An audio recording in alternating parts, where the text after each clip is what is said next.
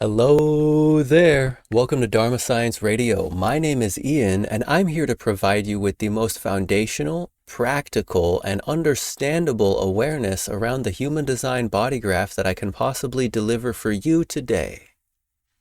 And this one's interesting. We're talking about Oprah Winfrey. So the very first thing I'd like to say is that Oprah, if you happen to see this video and would like it taken down, let me know. I will honor that. In truth, however, I would much rather have a genuine conversation with you about the mechanics at play. No matter who we are, no matter where we are in our lives, there's so much we can learn about ourselves and our place in this world, and it is my joy to teach and to share the knowledge as I understand it to the best of my ability.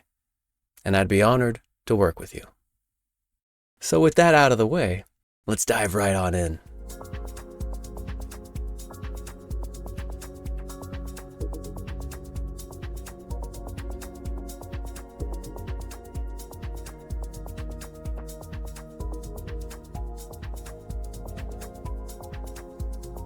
So here we are with her body graph chart, and the first thing I'd like to mention is that we're dealing with a triple split definition structure. Now this is an interesting structure. You'll see down here we have the 1949 defining the emotional system with the root.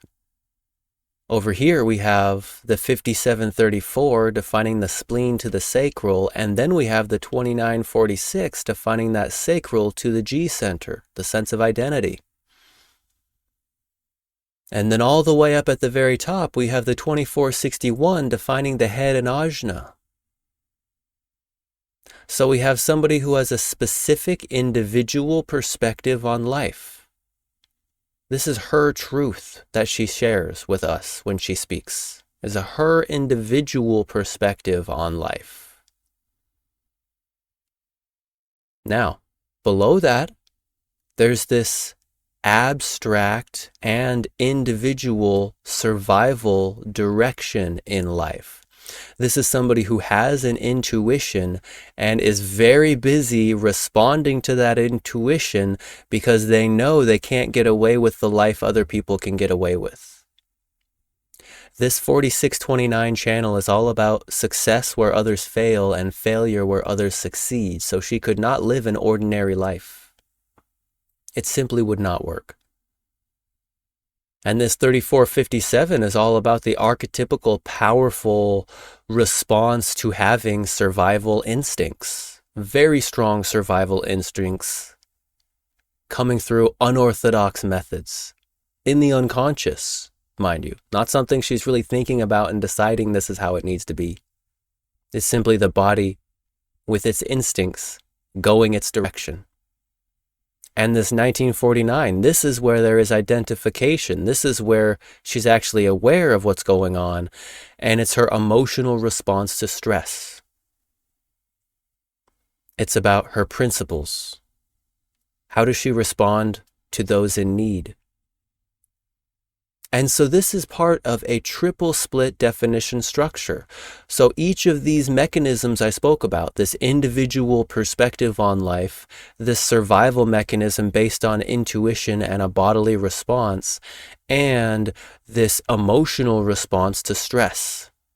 Each of these are like three different people on the inside who don't always have the ability to communicate with each other easily. If you find yourself with a triple split,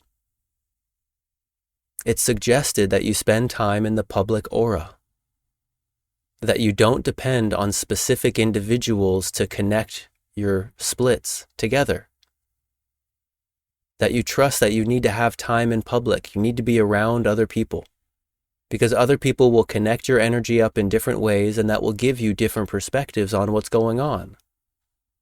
And if you've seen her show, you'll see that she surrounds herself by tons of people. And they all connect the energy up in different ways, allowing for her individual insight into reality, new information. And that's probably really fulfilling in a way.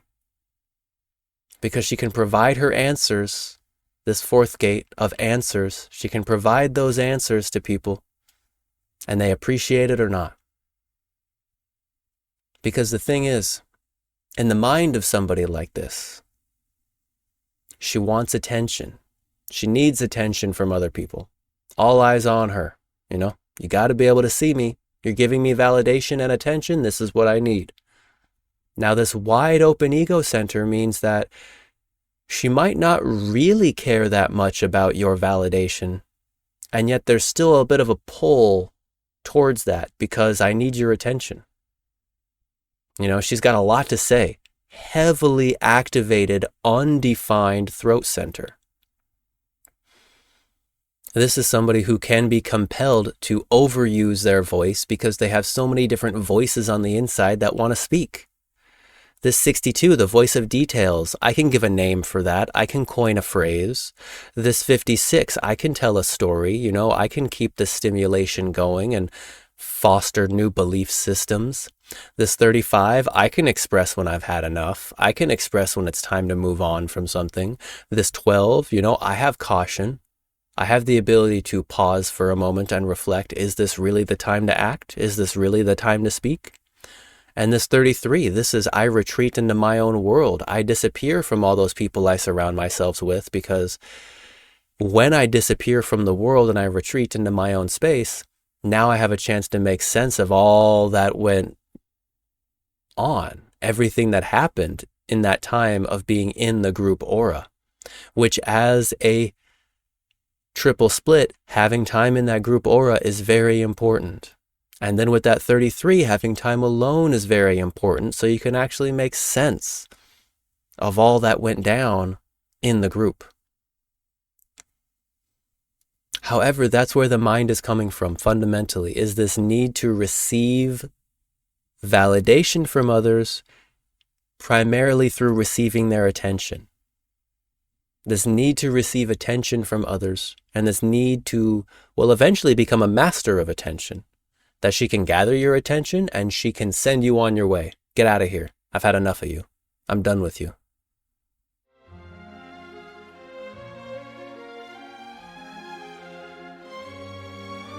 The biggest problem I was having was getting my head wrapped around all of the content and all of the information held within the human design system. Ian really made it simple for me to engage my curiosity for one, but made it approachable enough to where I felt like I could immediately get value out of the conversation and immediately start applying things to my day-to-day life, where it didn't seem like some big puzzle I had to solve. It was an immediate solution to something that I was dealing with in my life. How am I going to apply this with any sense of reality? And he made it so simple and so easy that I have now been on another year and a half since that first meeting with him and my first introduction into human design. And it has really given my overall life experience and the quality of my conscious experience a great boost, and overall something I would highly recommend to anyone else that's early on in their years, or even months sometimes, like I was at human design. I've been following Ian for about a year now, and I got the chance to work with him recently.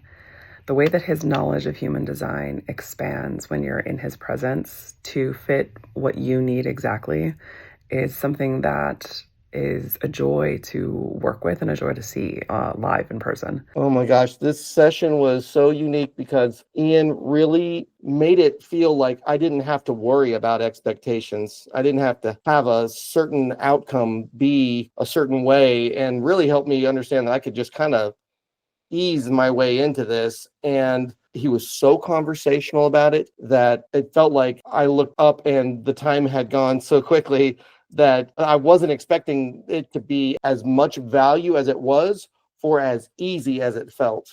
I definitely recommend getting a reading, getting a chance to work with Ian. He's one of the kindest souls I've met and has a really firm grasp on the information in human design. Definitely recommend.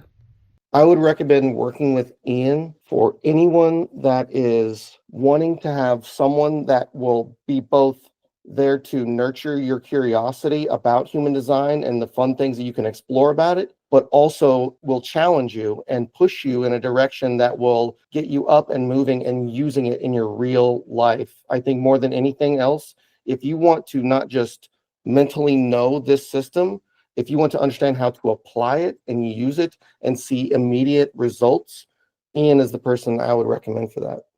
I think it is important for people to remember that this is an experiment. It is not something that you can try without trying.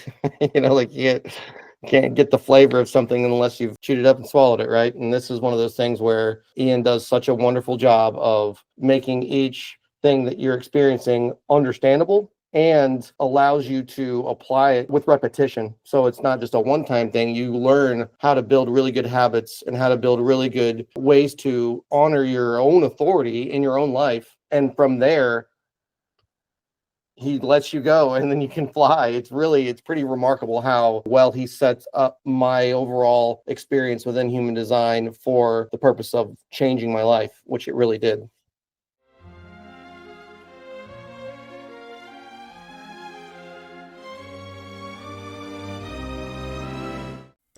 And so what kind of a person is performing these actions? Well, we're dealing with a 2-4 profile. So when we have the second line in the personality, we're dealing with somebody who is naturally empowered in their own specific way. They don't always have the details to back themselves up.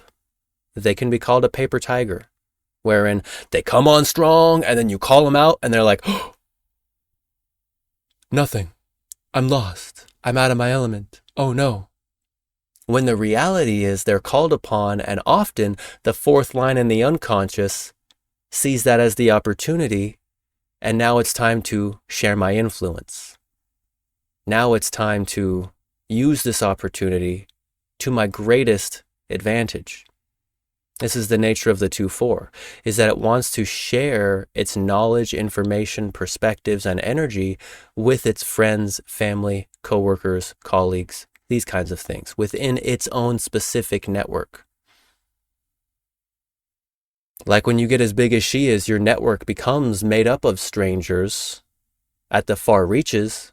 And yet as you get closer and closer and closer to her inner circles, you might notice there's some differences there. Who actually participates with her inner circles? I don't know. It's not my business. It's not my circle. I don't know anything about that.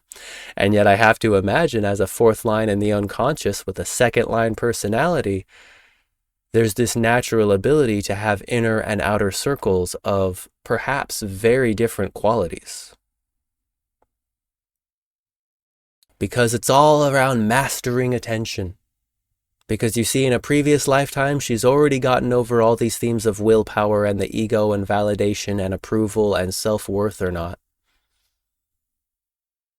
So her ability to recognize her self-worth in this life is a reflection of the world all around her. Her ability to share what is actually worth it or not is her answer to the world's problem that 70% of us have undefined heart centers. Most of us have undefined egos. We don't know that we were born perfect. And we need your approval. We need your validation. We need to feel like we're better than we were. We need to improve upon ourselves.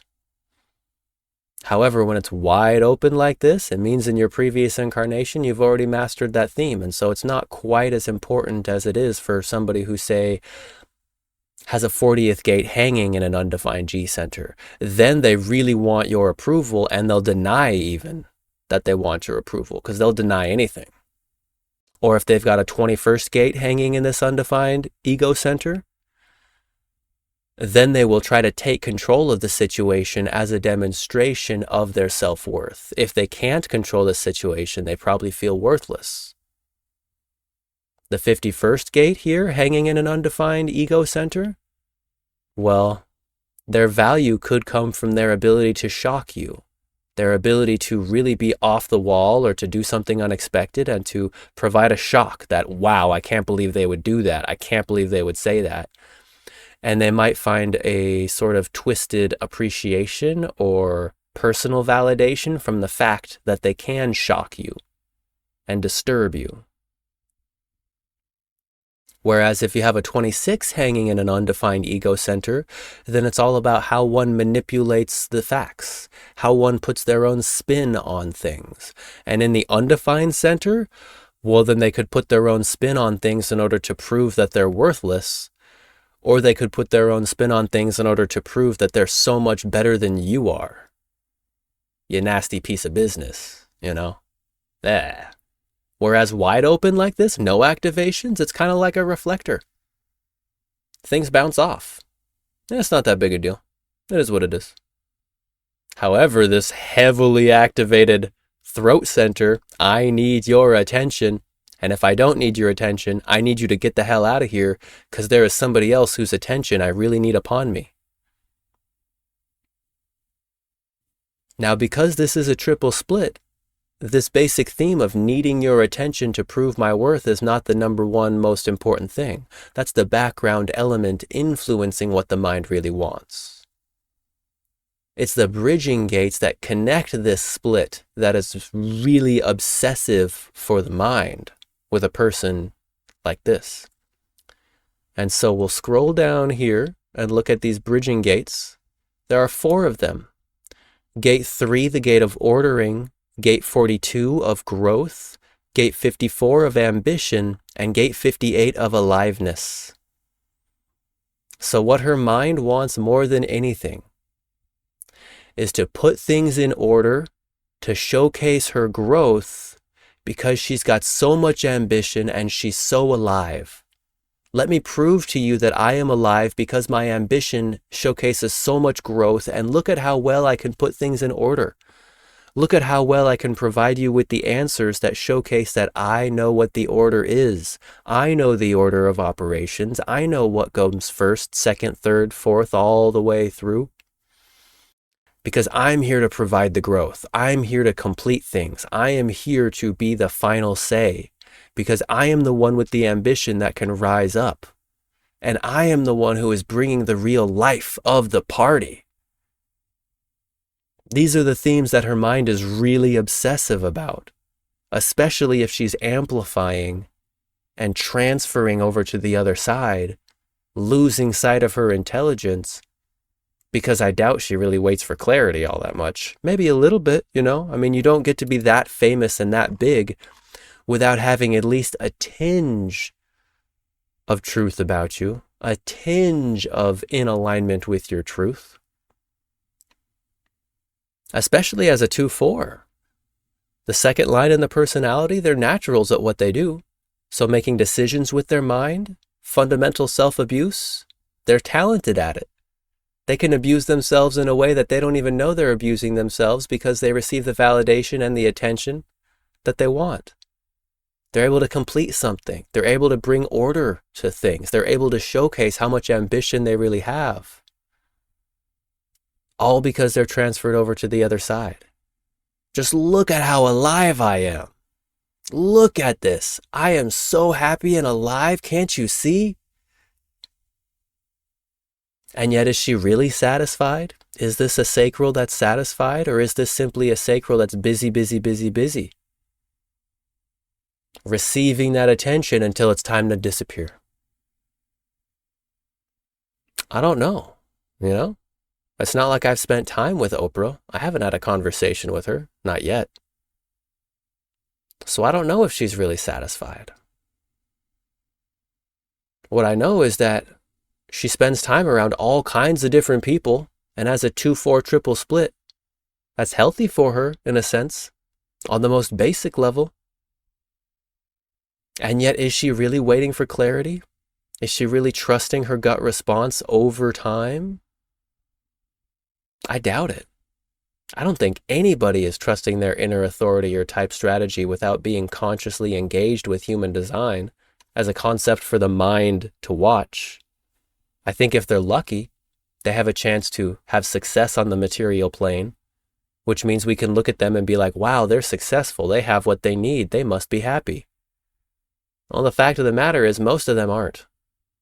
So many people that have tons of money are really unhappy with tons of money. It doesn't solve the problem because the problem is underneath. The problem is below the surface. And if they don't know who they are, there's hardly a chance in hell of really expressing the intelligence and the capacity that is on the inside.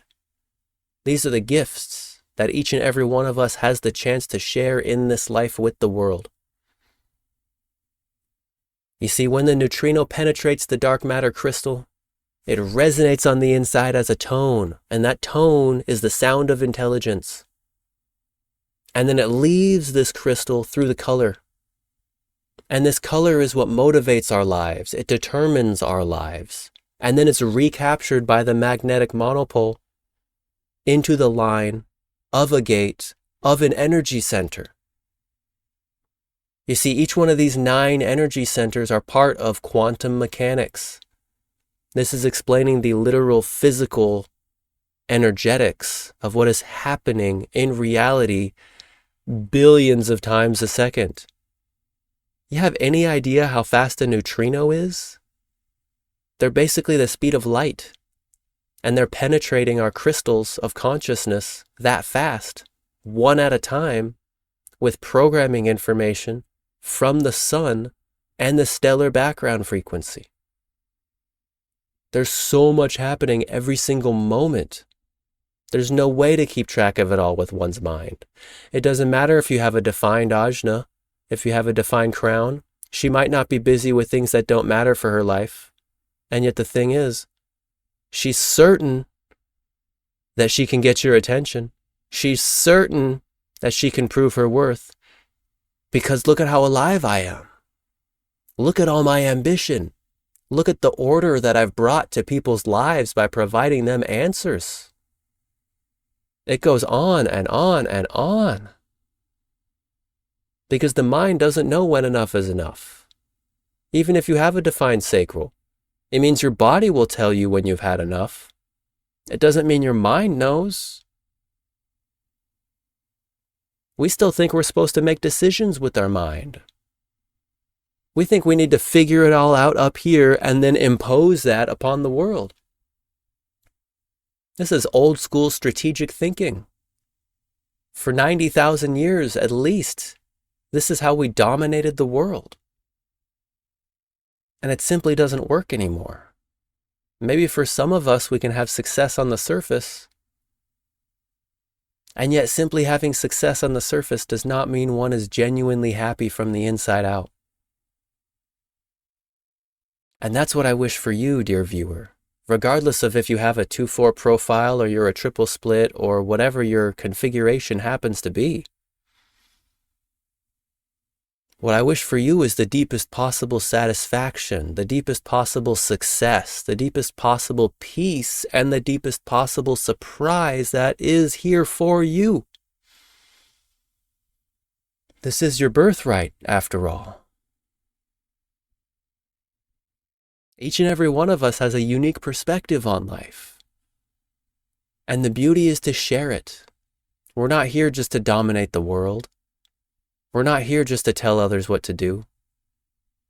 The surface is the surface, and it always will be. And yet what's underneath? What's going on inside? What's in your heart? What's in your soul? This is what I want to hear. This is what I want to know. So that's about all I have at the moment on Oprah Winfrey. I hope you're having a wonderful day. If you have any comments, feel free to let me know down below. Take care. Bye for now. If you have enjoyed the show and would like to learn more about how all of this applies specifically to you, then kindly refer to the link in this video's description, Private Consultation. Here, we can dive into all of the details together in a recorded call. May your signature vibration of satisfaction, success, peace, and surprise find you in a good way.